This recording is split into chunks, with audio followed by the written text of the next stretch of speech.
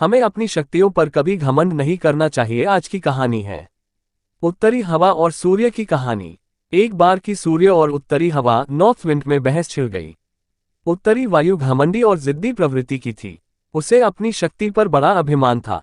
अक्सर वह प्रचंड वेग से बहती और पेड़ों को उखाड़ फेंकती, घरों को गिरा देती, खेतों में खड़ी फसल बर्बाद कर देती थी। उसमें उपस्थित आर्द्रता झीलों और नदियों के पानी को जमा देती थी।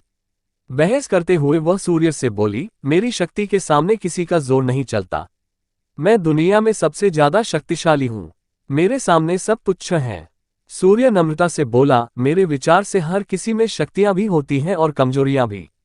इसलिए कोई खुद के सबसे शक्तिशाली होने का दावा नहीं कर सकता। खुद पर घमंड करना उचित नहीं है।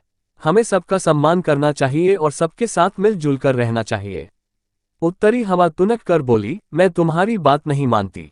मैं सबसे ज्यादा शक्तिशाली हूं और ये मैं तुम्हें साबित करके दिखाऊंगी। ऐसी बात है तो अपनी ताकत साबित करने के लिए तैयार हो जाओ। नीचे देखो। धरती पर एक व्यक्ति दुशाला ओढ़े पैदल जा रहा था।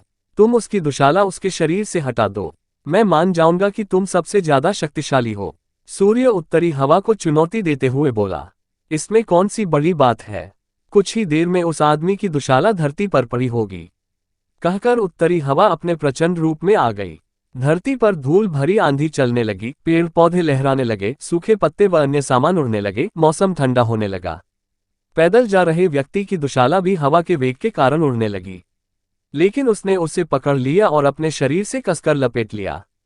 उत्तरी हवा ने अपनी प्रचंडता और बढ़ाई, लेकिन उसके साथ ठंड भी बढ़ गई। व्यक्ति ने अपनी दुशाला और कसकर लपेट ली। बहुत प्रयासों के बाद भी उत्तरी हवा उसके शरीर से दुशाला हटा नहीं पाए।